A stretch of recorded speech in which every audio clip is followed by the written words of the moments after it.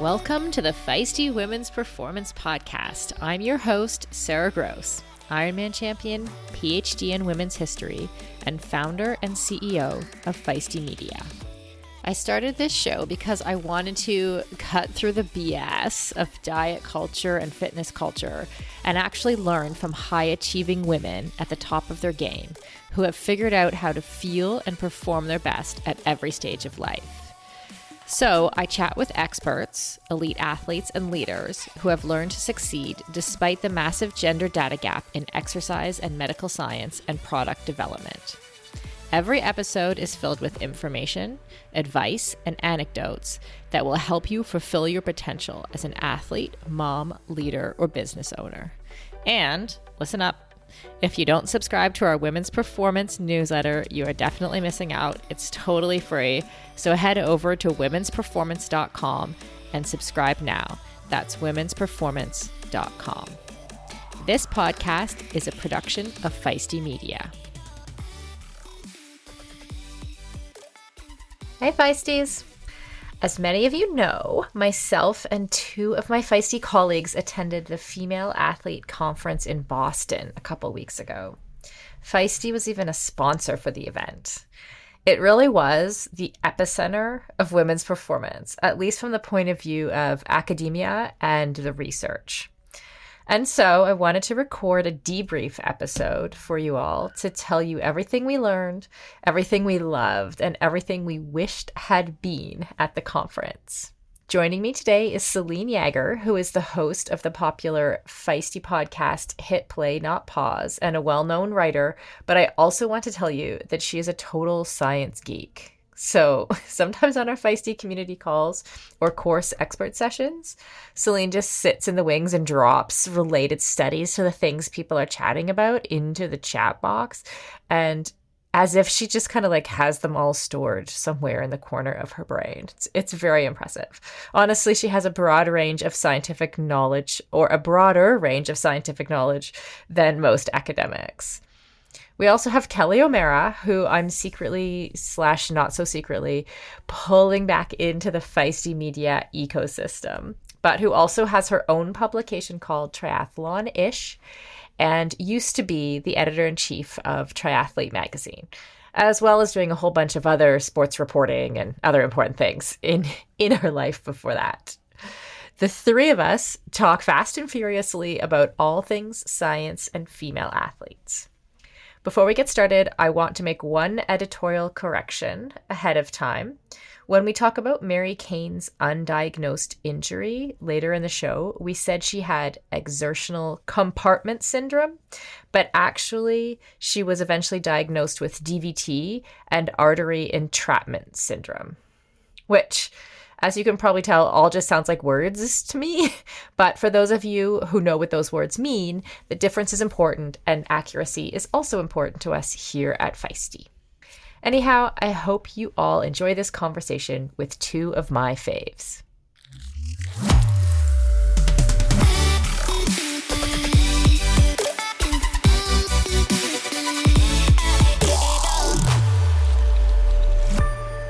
Hello, Feisties. I am so excited about today's episode. I'm sitting here looking at the screen, at my Zoom screen, and I have Selene Yeager from Hit Play Not Pause and Kelly O'Mara from Triathlon-ish with me today. And we were last week in Boston at the Female Athlete Conference. And I know I'd heard from a few people on Instagram who wanted to know more. I know lots of people are super interested in the types of topics that come up around women's physiology and health and sport. So we are here to do a little debrief, tell you all about what we learned, what we were happy to hear from the conference, some of the things we thought were missing. And yeah, that's about it. Hi, Kelly. Hi, Selene. That's about it. Yeah. That's about it. And so concludes my intro, and here we are. So let's start with what we're going to do, some of the things that some of the big topics that came out of the conference. And I think one of the big ones, and we heard, that a lot of athletes and elite athletes are super interested in the interplay between the menstrual cycle and training. That's a hot topic right now. Hashtag cycle syncing. Selene, what were some of the things that were talked about at the conference regarding menstrual cycle and exercise? Well, this was so interesting to me because, back in 2016, I had that little book called Roar come out, Just the little book. Dr. Stacey Sims. Yeah, it's about this. Started writing it 10 years ago, and people are like, hey, the menstrual cycle. Sorry, I should have said that first, because like literally like that book, like Roar that you wrote with Stacey, like you two were like the pioneers of like getting this information about the menstrual cycle and training out to the world. So I just feel like that has to be said, because you were like, if not the first, definitely one of the first people to be talking about it. Yeah, and it was interesting because they started by saying like we have always looked at the menstrual cycle and its effect on quote unquote women's performance or how they feel, right? But we haven't, they're now flipping it around to like, how can you train with it? How your training affect the menstrual cycle? It's more of a feedback loop for women to be able to harness it, is a terrible word, but you know what I mean, like work with their menstrual cycle instead of worrying about, like, it was always like, oh, if you exercise too much, you're going to lose it, and there was always this conversation around that, as opposed to like, well, what's really going on, and what is happening in the menstrual cycle. And so many women have no idea what's happening in the menstrual cycle. Like hell, before I wrote that book with Stacey, I didn't know the finer points of like what progesterone and estrogen were doing and the fluctuations of all of that. Who knew? Like nobody. So, I thought that was really interesting. And I thought it was also interesting that time and time again, they put up these slides, like 60% of sports women say that their menstrual cycle affects their performance. I've seen that in ESPN like decades ago. And they're trying to tease that out, and they're not finding neat answers necessarily. But what's kind of worries me is because I think what they're doing, there was sort of this pushback against cycle syncing, right? Against this narrative on TikTok, which they kept saying in a derogatory way. Well, the TikTok say, they're sort of pushing back against that very simplistic, and sometimes it is super oversimplified, the cycle syncing with the menstrual cycle, right? Almost to the point of like, well, there might not be an effect. It's just different for different women. And we still need to understand that. And we still need to understand, so like women can understand how or if it impacts them and what they can do with it. So we're at really interesting inflection points, I feel like, with all of this. Were you so at the conference, there were like a number of different presentations every afternoon, right? And you couldn't always tell what one was going to be based on the title. So I don't know, were you at the one where the woman presented the data on effect on endurance training, menstrual cycle effect on endurance training? No. Was it the Norwegian? Yeah, the Norwegian one. Yes. Yeah, so she had this date, she had like measured some X number of Norwegian athletes in each, like 3 times throughout the month at certain cycles and over multiple cycles, and had done these different tests, VO2 max, power test, and then lactate, I can't remember, lactate, yeah. And then but then she put this slide up, and you could tell she was so frustrated, right? She spent like 7 years on this or whatever, puts the slides up, and the data points are like all random. Like she's like, and they did all these kinds of, like, she like did all the science math analysis and was like, I can't figure out any pattern.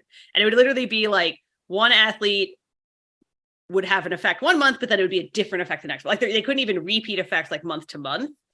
And she basically was like, I give up, right? Like she was like so frustrated. And it's like, I think obviously at some point down the line, we're going to figure out what the difference is between the people who have one effect, right? There's obviously some kind, like you just don't, I don't know what the difference is, but there's obviously probably something that like differentiates people with in one group from people in another group, and you don't know what it is yet, or a different way to look at the data. But it was funny.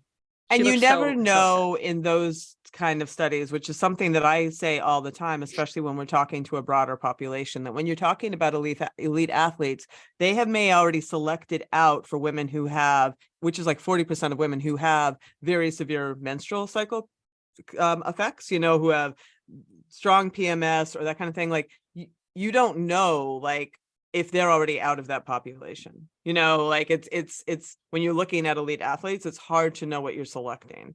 So this kind of having sort of trying to bridge these worlds between like this kind of scientific research and like everyday people, there's always this chasm, that of translating that data, because it doesn't always translate neatly.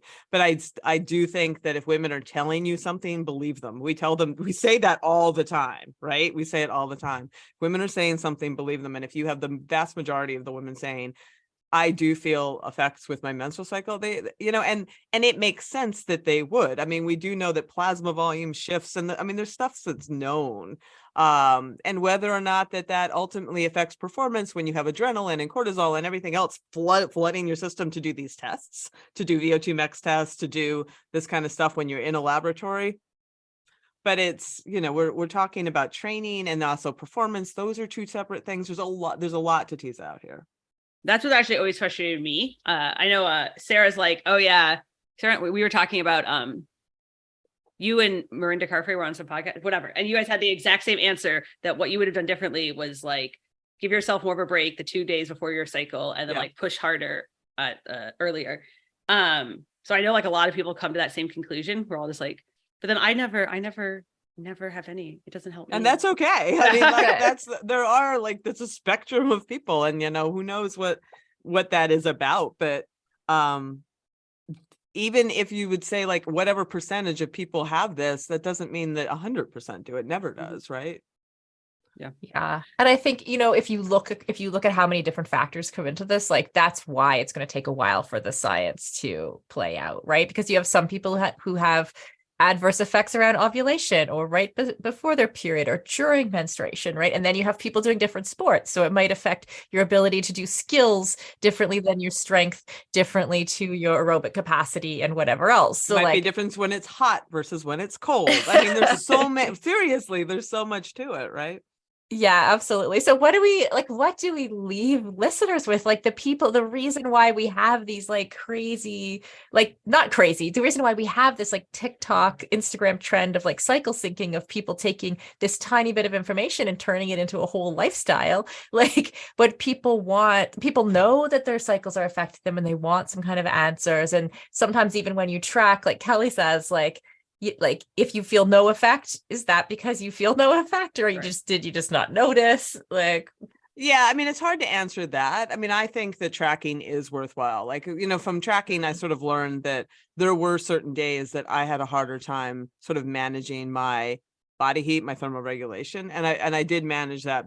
I just managed it with hydration strategies, right? Like that's a super simple thing that made a really big difference. Mm-hmm.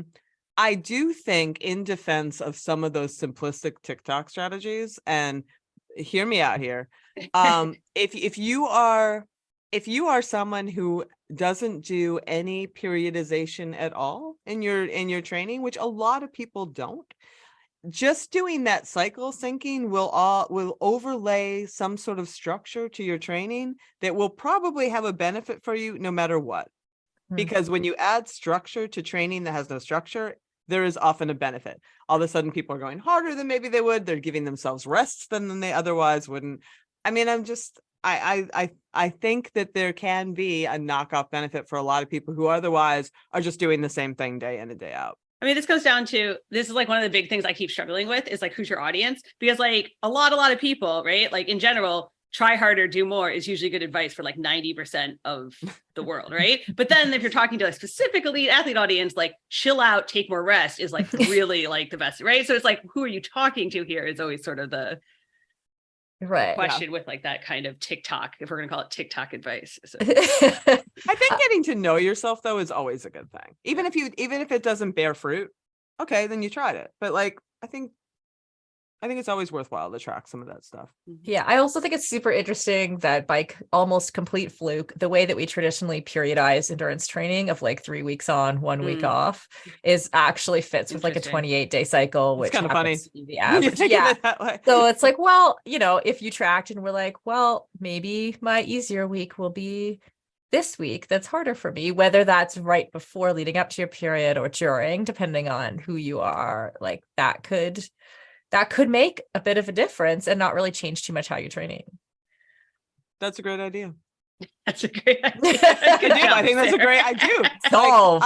I just like. I'm like, wow. That is. I hadn't put together that 3 on, 1 off parallel before. That's really interesting. And to the thing that Kelly was mentioning earlier, just like I was on a podcast about female athletic training, triathlon podcast with Miranda Carfrey, who happens to be like a 3-time world champion, and they randomly asked us, like, happens to be, yeah, just happened to her, and then they asked us like what we would, if there's anything we would change if we had sort of tracked our cycles and done that as part of, and we both had the same answer. And like, we hadn't talked about that ahead of time, which was super interesting, which was, as Kelly said, like to push a little bit, like we both did our training blocks the same way. Like the training blocks were like 3 or 4 days and then kind of an easier day. And so she was like, yeah, I would have pushed a little bit more when I felt good, especially during the follicular phase, knowing that your hormones are on board. And you're like, okay, maybe I can do that 4th day of hard training or even a 5th day,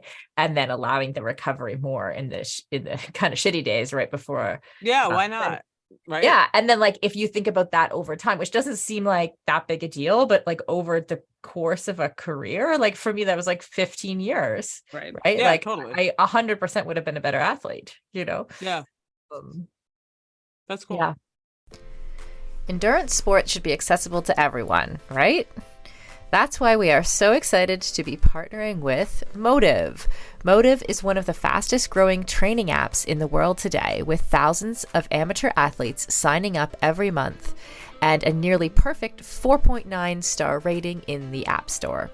You are not a template, and your training plan should not be either.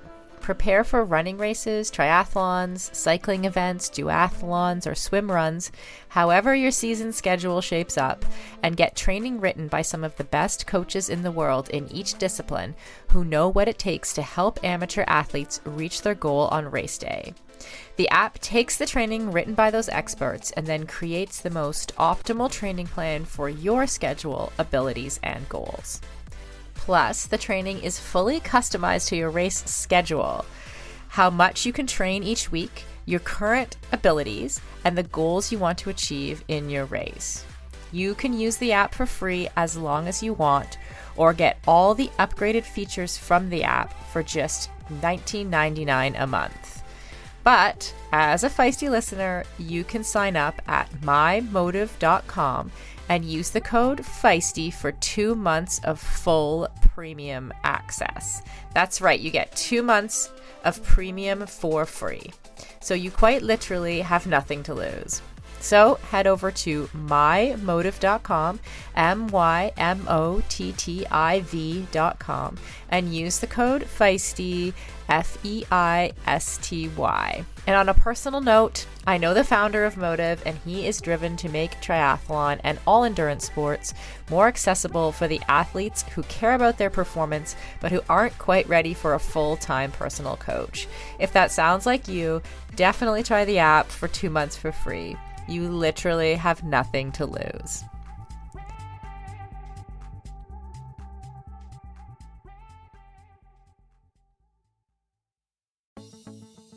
Building muscle can be tough, and gains can be so slow, even for those of us who do a lot of strength training. As an ex-endurance athlete who is now in perimenopause, I know this all too well. It can be frustrating to put in the time in the gym and not see the results I'm looking for. That's why it's super important to take the right supplements at the right time. One of those supplements is essential amino acids, which are needed to trigger muscle protein synthesis. Muscle protein synthesis happens when you eat high-quality protein, like eggs or whey. And by supplementing with additional essential amino acids, you can make sure you are getting the full benefit of your training sessions. Targeted essential amino acid formulas can be up to 4 times more effective than just eating protein. I've been taking amino acids for almost a year, and in combination with eating quality protein and a couple other supplements, I have managed to turn the tides on age-related muscle loss, which starts at 30 for women, by the way, and I have continued to make strength gains as I head towards 50.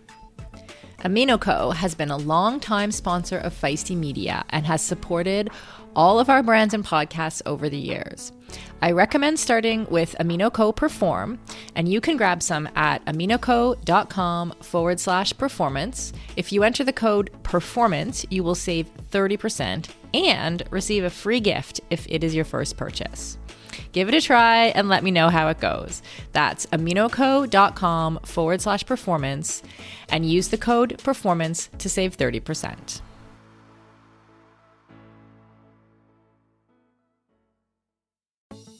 For decades, running shoes have been researched, tested, and designed for men. Brands have relied on the shrink it and pink it approach to sell male shoes to female customers. That's why we are so excited to be working with REDS. REDS designs athletic footwear for women that elevates performance, safety, and style. REDS unlocks the science behind women's biomechanics through dedicated research, creates better shoes for women that support their longevity and performance, and establishes new design standards to promote transparency in a male-biased industry. REDS have a lower ankle collar to reduce rubbing, a breathable mesh toe box to allow for ventilation and to allow for female toe shape, a special kind of plate in the midsole to keep tired legs going, a narrow heel cup to reduce heel slippage and take the pressure off our Achilles, and a rounded instep to create a snug fit. REDS has 3 shoe models designed for different sessions: the Alma Cruise for long runs, the Alma Tempo for training days, and the Alma Speed for pushing the pace. I've personally been running in the Alma Cruise and I love them. It's the shoe I always wanted and never knew I needed. The fit is perfect in every way. You can get your own pair of REDS at reds.com and use the code Feisty20 for 20% off. That's Feisty20 at reds.com, and it will all be in the show notes. Okay, and then another thing this kept coming up again and again at the conference was like this gap sort of between like the research that's being done and then sort of the translation and like the dissemination to the coaches, and then like just like the communication piece. Yeah. Did you two note that? Yeah, I think one of the things, that was like to Selene saying about like they're standing there, they're saying 60% of athletes feel this, but then we don't have the research yet. I think one of the things that we all found was like super frustrating was there's this like hesitancy from an academic side, and this isn't just true in this topic, right? It's true in academics everywhere, to say we know something if we don't like. They're like, well, we haven't done enough studies. We only have 437 studies. And you're like, really? Okay. Right? Just like, oh my God. Right. So there's like that happening on the one end. And then on the other end, there's things that we like absolutely 100% know. Like, for example, the connection between not eating enough and losing your period and like injuries, right? And yet that information has been known for decades, right? Like, why are we still arguing? And yet coaches don't know, right? They literally like don't know it. They're like, what? Mm-hmm. And so how this is like insane to me is like, we both like are obsessing over these, we don't know enough yet. And then the things we really do know, I mean, like, for example, concussions, right? Like we like know that light exercise is good. And yet I literally have watched friends in the last couple of weeks been told strict rest, don't do anything. Totally. Like that's insane. Totally. Yeah. Yeah. No, it was kind of maddening. And I'll say again, the derisiveness that they talked about Instagram and TikTok was just like, I'm like, maybe you should freaking be on Instagram and TikTok disseminating your information, because that's what people are. Like, maybe just send an email to them. Like what are you thinking? Like they're not gonna, it's just. Yeah, it doesn't have to be a massive strategy. I love that. Just send an email to them. But like, yeah, I did. The negative talk around social media was very common. Like it was a very common thread through, and it did kind of shock me because you do have a number of people doing really good work with like getting science-backed information out via social media, including like Hit Play Pause, Feisty Menopause, the other things that we're doing in women's performance, like that's including us, but also like Alyssa Olnick was there and she made that comment. She's like, oh, they turn their nose up at me because of the social media, or because sometimes I have to put out something that's a little bit clickbaity at the front of a post that's actually like a carousel post with like tons of information from recent studies about a topic, right? And she's just doing an amazing job. Or Period of the Period, Kelly McNulty, like these people are really bring, and the social media audience, like whether it's TikTok, those are Instagram examples, but whether it's TikTok or Instagram, like the audience is smart, right? Like they know, like they understand when they're seeing it. I was like, that's like, I don't know. I mean, I followed that whole controversy this week about like RFK Jr. like being anti-vaccine and we should debate him. And so I'm like, I don't know, like, let's not over say the some audience of them are smart. Yeah. Like some people are smart and understand when they're getting good information and not good information. Right. I think so. I'm very skeptical these days. Yeah. You're like, nobody's smart. Forget it. I give up on them. Yeah. I also thought it was interesting. Were you two in the session with the was he an Irish rugby coach? Yeah. Who had done that study, and he's like, oh, the biggest percentage of where coaches get their information from was podcasts. Mm-hmm. Yeah. You know, and then it was like, and then on the other hand, you have like, but how do we get this information out? The researchers scratching their heads like, how do we disseminate the information? Well, I have an idea. Like, yeah, but that's the whole academic thing again. You know, I mean, you see that I was saying before we started recording, like the North American Menopause Society has the exact same problem, just really poor communication, because it's that there's just such a chasm between how academics think and communicate and how like everybody else, gets the information. Right. Yeah, it's interesting because a lot of the information coming out of the studies is often nuanced, right? And that's what confuses people. It's like, well, how do we get this nuanced information out to the world? But actually it's a skill, which with both of you sitting here looking at both of you, like you both absolutely have that skill of like reading a study, pulling out the three main threads and turning it into like a something written or something that's readable and digestible, right? Like we could do this. 100%. Yes, it is. You can do it. As a lifelong runner and triathlete turned CrossFitter, I am stoked to announce that the athletic eyewear brand Tifosi Optics has joined us as a partner here at Feisty Media. Tifosi sports glasses hit all the marks for athletes. They're shatterproof polybicarbonate, so the lenses not only reduce glare, but also offer scratch resistance, which I 100% need. They stay in place when you are moving. The hydrophilic rubber nose pads actually get more grippy the more you sweat, so they are secure and don't slide down your face even when you're running in hot conditions. No matter what sport you do, Tifosi has shades for you. Whether you love tennis, fishing, pickleball, running, cycling, or just hanging out on the beach. They are super reasonably priced, which I love, so I can have multiple pairs that go with any outfit. And of course, Feisty listeners get a special discount. So head on over to tifosioptics.com and use the code FM20. FM as in Feisty Media to get 20% off your order. That's FM20 at tifosioptics.com. I'll put a link in the show notes to make it easy for you. As we head into summer, rest and recovery are critical for improving sports performance, reducing stress, and living a long and healthy life. We should all invest in better sleep. So, think about the thing you lay your head on for 8 hours a night.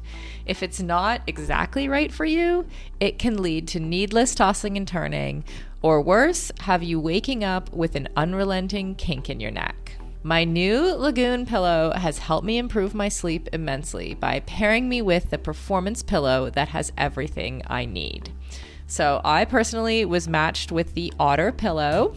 Shout out to Team Otter, which I love because it has a gentle cooling effect.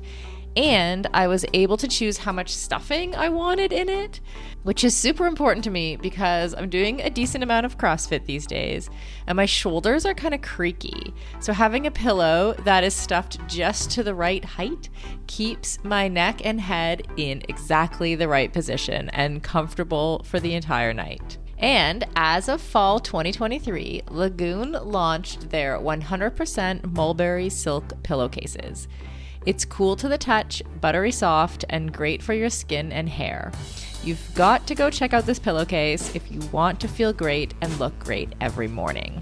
Waking up for morning workouts has never felt better. I'm refreshed and pain-free thanks to my Lagoon pillow.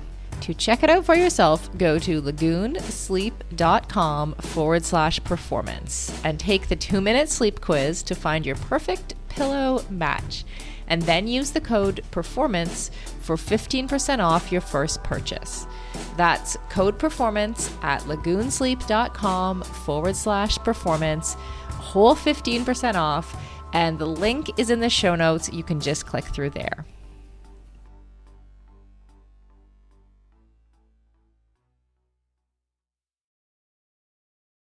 Okay, another one of the themes was around like the general treatment of women in sport. Like we heard Mary Kane's experience in the keynote. We had the panel on safe sport. Like that I really came away with, wow, like these issues are rampant. The idea that safe sport gets 150 complaint calls. Was it a day or a week? I think it was a day. Week. I think it was a week. I think it was a week. It's either way. That's a huge number. Like this is a huge problem.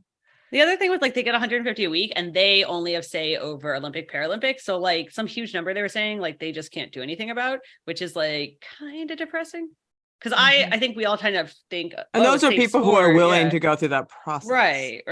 And so you think like, oh, safe sport, like they're gonna fix, like that's what they're there for. But it's, I mean, they're just simply don't have the what's the word? Not oversight, purview. Yeah. And they said as much. And that is so troubling because you have these enormous, terrible cases come out, like the Larry Nassars and all of these things, and then it just keeps happening, and you're like, what is changing? Is anything changing? How do we get this to change? Yeah, I mean, that was like you just said. I think that you just finally have all these women ringing the bell. I mean, I like all the running books from the Nike, when, like the Lauren Fleischman and like all those books that came out, Mary Kane telling her story, and I think you have, and obviously like this isn't 100%, but there's also a shift, like a generational shift happening too. Cause I read all of the running books and there were some things, and they're like 5 years, 10 years older than me or whatever. And there were some things where I was like, that sounds 5 or 10 years older, right? Like I was like, that doesn't sound, and you talk to like the younger, and I think that comes down to on the soccer, when they were talking about soccer and NWSL, this came up, and then they talked some about abuse. There is a scarcity mindset, especially around women's sports. We're like, well, if you complain, we're going to lose this. So shut up, because we only get so many chances, especially at the elite and pro level, right? Like we are going to lose this league. We're going to lose this funding. We're going to so shut up, because otherwise, like we fought so hard to get here. And that is starting to go away, because there's the scarcity mindset is starting to go away, because it's starting to be like, no, these sports are here. They weren't given to us. They're right. We deserve them. And so then you start to lose some of the like, well, I will put up with all of this shit because. Right. That's a great point. That's actually excellent point. Yeah. And I think everything's, because we know women's sports is at an inflection point. Okay. Side point though, on that note. So this is a joke Sarah and I say to each other all the time. Is like, oh, I hear women's sports are at an inflection point. And later that I went home for the conference one day, and a friend called me, triathlon guy from Europe.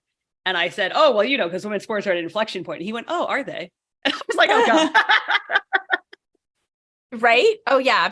People outside. I mean, I'm always shocked by the trolls still. I mean, I'm like, oh, what world? Like there are people who live in a whole other world who like just come out, and the only thing they have to say is like, women's sports are boring. Or like, I'm saying like, even the well-meaning, like he literally just like did it. He was like, oh, is that like a big thing right now? Is that really happening? And you're like, yeah, actually. Yeah, it is. Depends what part of the internet you subscribe to. Right. Oh, but I loved there was a woman, again, I can't remember like which panel was which. It wasn't the safe sport panel, but it was another panel where she said, and this is kind of I'm like, thank you for saying this, that I think some of the solutions to some of those problems around the power dynamic between mostly male coaches and female athletes, or male like healthcare providers for female athletes, is that like if women start to have more control over the money and what's being spent. This investment into women's pro teams that we're starting to see, these kinds of things, and then also more women in leadership is also like part of like it, not because like all male leaders are bad and all female leaders are good, but because like that's what part of what's going to shift that scenario, right? Yeah. One thing that made me laugh on that topic. So they did this big study where they were like, we actually asked athletes what we should study. And the researchers were all like shocked by the answers, right? They were like, oh, this is so weird. They want to know about performance. I'm kidding, but that was basically what happened. No, it was that whole list. And they were like, any list. head scratchers? And we're like, nope. But they were like, and it's one woman, but one of the people got up and was like, well, I just find it really weird that like, I mean, when you ask, we did a survey of like female rugby players or whatever, and they said the biggest obstacle was like money and resources, but that's not on the list. And I was just laughing because you don't need to study it. Just give them more. There's nothing to study here. Like, right. It's not a problem. Yeah. Or it's not an issue. And then Mary Kane, let's not forget that just before we leave that topic, like her keynote, it was really interesting because I did expect her keynote to be about her story as told sort of by the New York Times and in her book, but instead she went a different direction. Well, so I was going to say, so at Triathlete, we did this big story with her when she started doing triathlon, because she was like, had left pro running, written the whole New York Times thing, and then was coming over to triathlon. And we were going to do more stuff with her, and then she had like disappeared, and I like forgot. So I went up. So anyway, the answer to why she disappeared came out in this speech, because it turned. So she basically gave a speech about why she hasn't run professionally in 7 years, and it turned out she had, Celine's going to get the name right, compartment syndrome. Mm-hmm. Her leg was going numb when she like under exertion, and it got like worse and worse and worse. But the part of the speech that was like, for anyone who's gone through like our healthcare system, that was maddening, was that it took her 7 years. And a lot of doctors being like, well, maybe it's just in your head, or like, well, are you sure this is really a problem? Or the whole thing where like they say, we're going to follow up and do these tests, and then like it comes back normal and no one ever contacts you again and nothing ever happens. And you're like, hey, so what's the next step? That's been happening to me a lot lately. And so I think that part was like, that was kind of her story, because she was telling this to a room of medical professionals to kind of be like, hey guys, let's fix this. Like, if it wasn't me, like the person, because she had a DVT that was causing this, like the person would probably just die and no one would have ever solved it. That's fucked up. Yeah. No, she's got a giant lawsuit, as she alluded to a couple times, in the process. Yeah, I thought that was, the really interesting part of that for me was when she was talking about the pain part. I thought was super relevant, and something that we should all take note of is that, when she did go to the doctors, they would put up those charts that we've all seen that, rating your pain scale, and they've got like a smiley face and then a face that's crying, and it's 1 to 10. And she's like, I'm not really feeling pain. Right. So her mom's like, you should lie and say it's a 9. And she's like, but I don't really feel a 9. But she said, if they ask me how this makes me feel without the pain, it would have been a 10. Right. So I thought she's was right. Really, it is true. Doctors like super obsess over. Well, if you're not in pain, then right. See, like, I mean, I've been telling a lot of people this, right? Like, I've had these ongoing concussion symptoms for months, and they're like, oh, well, how bad are your headaches? And you're like, it's not like a headache. Like, I just like, I am so tired. I like can't get off the couch for 3 days, and like, it doesn't make any sense. And they're like, well, some fatigue is normal. And you're like, what? Like, what are you talking about?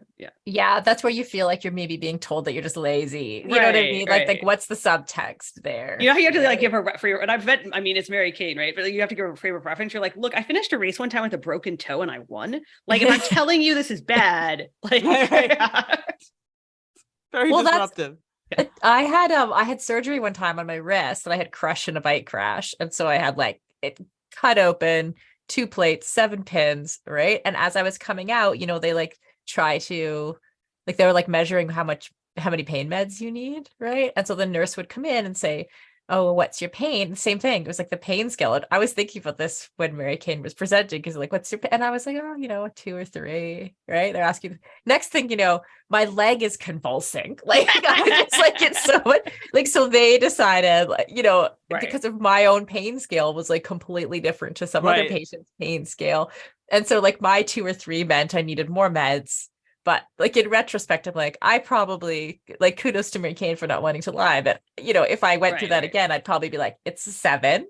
Right. Right. Just so that I didn't like go and like my legs started convulsing. I was in so much pain. Like, and my friend who's a nurse had to like rush over to the hospital and she told them off. And it was like, there needs to be some kind of like, I know like the scale was I know like if you read on like this whole like the invention of the scale of pain, it's actually like part of what led to the opioid crisis. Anyway, like I know it was an invention, but there needs to be some kind of like frame of reference for like this is a really big problem. Totally. Because like again, it depends on what audience you're talking symptoms to. The same way. I talk about that all the time. Like, and it's so everything is so narrowly defined. It should really just be like, tell us how disruptive this is to your life. It's a 9. Like that's. It again depends. This goes back to like what audience you're talking to, right? Because I spent a lot of time in emergency rooms during Steve's whole like undiagnosed brain bleed. And like a huge number of people are in the emergency room. Literally, I watched lots of people come to the emergency room and be like, I don't know. I mean, I woke up and I was like not hungry and my stomach kind of hurt. So I came in and you're like, what the fuck? And so like when you talk to like the general population, they're like, well, like he had like a tooth infection, but it was going to be a couple weeks to get an appointment. So we just came in and you're like, I'm sorry.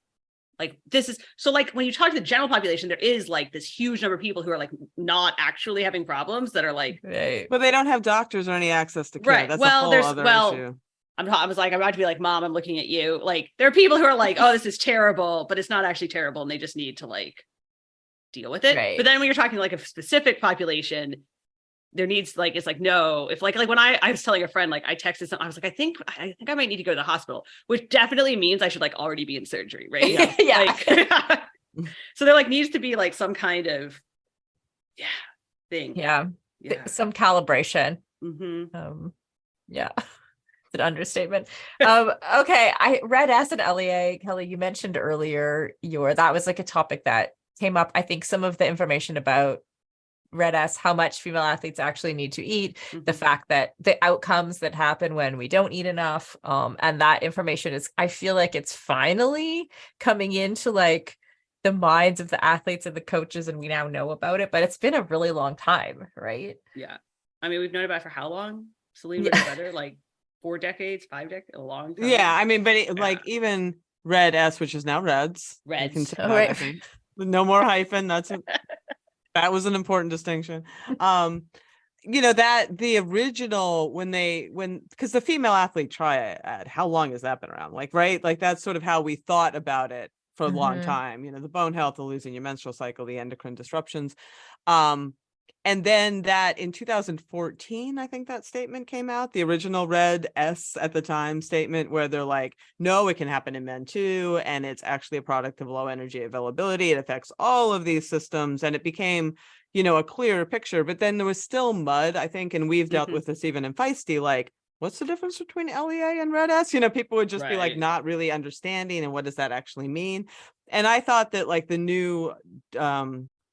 the whole new program that's going to come out that they were outlining, the new position statement was clearer. They're adding some more distinctions. They're making it very clear that low energy availability leads to the symptomology of REDS. And I thought all that was really important. And I think that is like you're seeing it almost monthly, if not more frequently, that somebody is saying, this affected me profoundly. Professional athletes, whether it's cyclists or whatever, that woman from EF just had come out with her story saying, like, it can be a career wrecker, right? And and that trickles down to, again, how we treat athletes. Like, do we really need to do 5-point body composition caliper scans on it?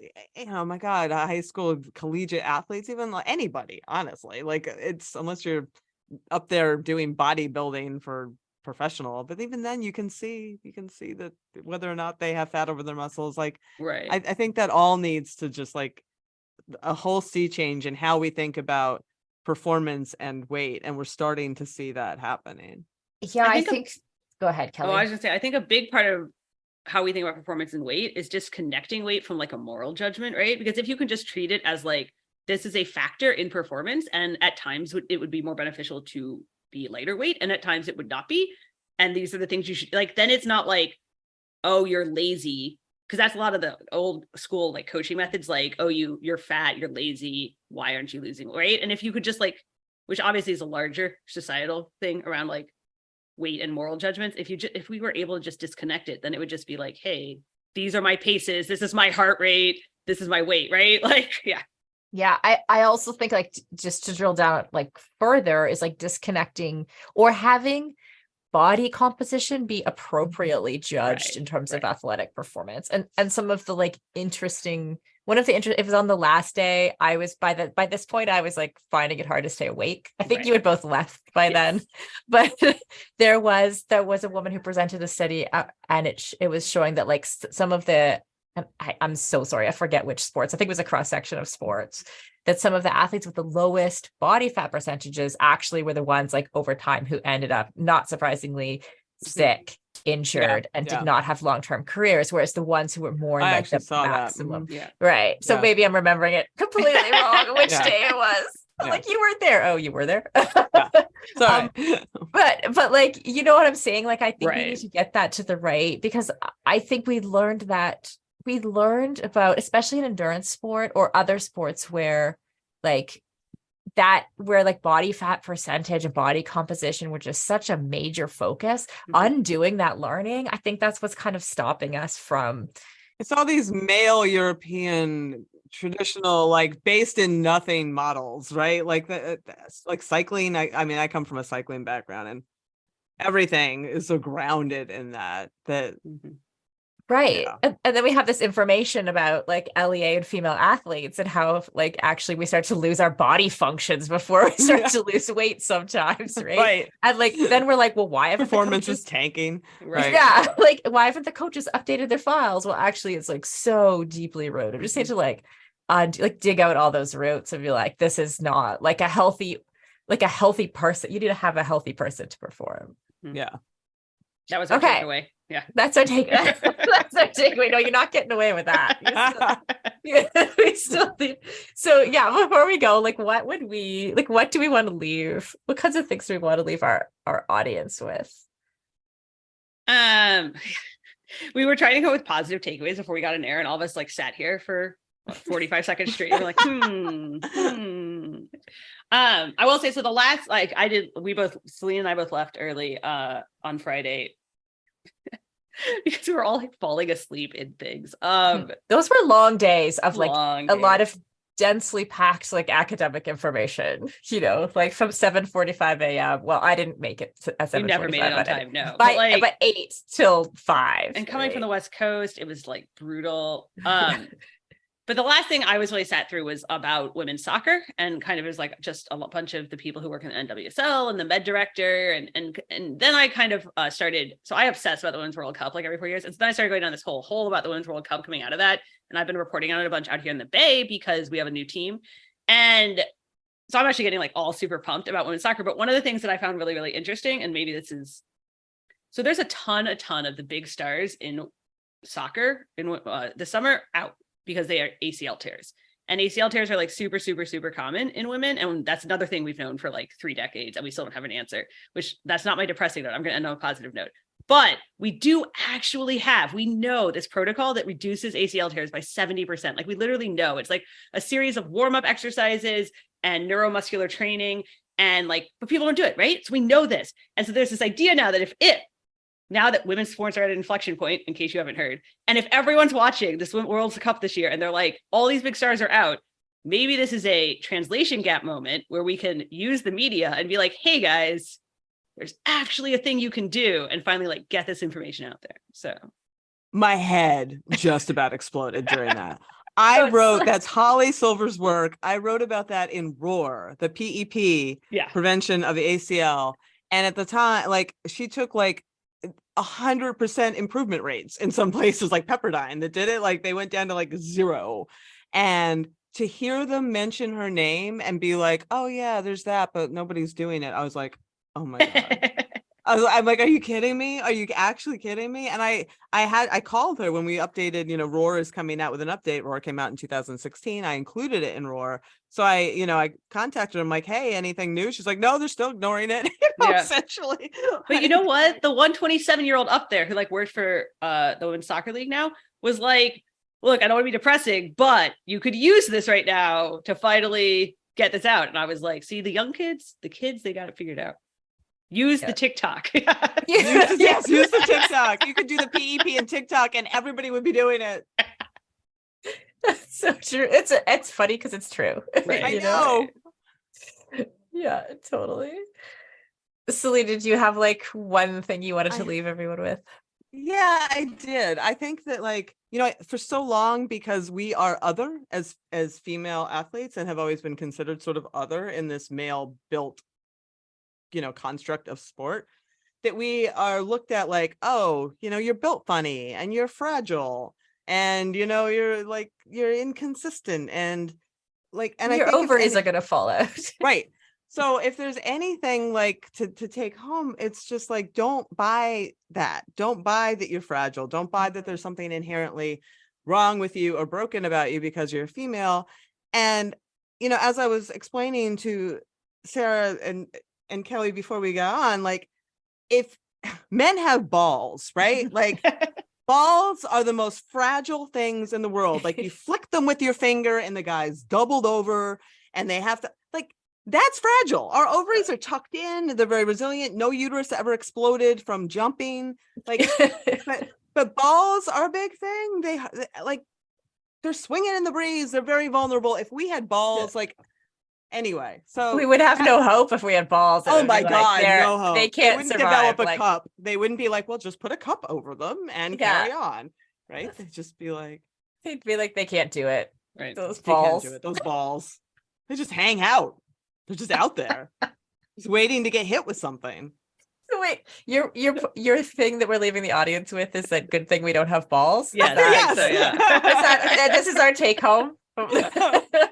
No, it's like the lens that you look through is how one perceives whether something is fragile or not, or something is, Yeah, absolutely. That was kind of my, you know, just back to where we started with the menstrual cycle stuff. Like, that was sort of my takeaway, was that we're finally actually asking the right questions, which I think about the menstrual cycle and its impact on performance, which I think is like a much bigger deal than people recognize, because it seems so normal now the last couple of years to ask, like, how are my hormones affecting when I exercise, or should I eat differently, whatever. But like, actually, this is a very new question. And like we mentioned at the beginning, like a lot of the previous questions from science were, how does exercise affect our hormone cycles, or how does, like, so the focus there is on like us as like reproductive creature, right? Like, we don't want to exercise too much and stop ourselves from being able to have babies. Whereas like now we're actually like, okay, how do we perform? How do we perform at sports? Or how do we perform in life? How do we be healthiest? And how do we like, and the relationship with that to the menstrual and those things cycle, don't have to be mutually exclusive. Right. Totally. And so it just feels like the line of questioning is like finally in the right direction, which to me just like massive doors opening everywhere. Yeah, so that was my take home from the whole thing, honestly. Amazing. Well, I had so much fun at the conference with both of you. Thank you. Dancing on a boat. That was fun. Dancing on the boat was very fun. Selene dragged me onto the dance floor earlier that it's more sober than I would have liked, but I was grateful for it. I cannot not dance. Anyone who knows me knows that. Amazing. Well, thank you, folks. This has been fun. And have a great week, everyone.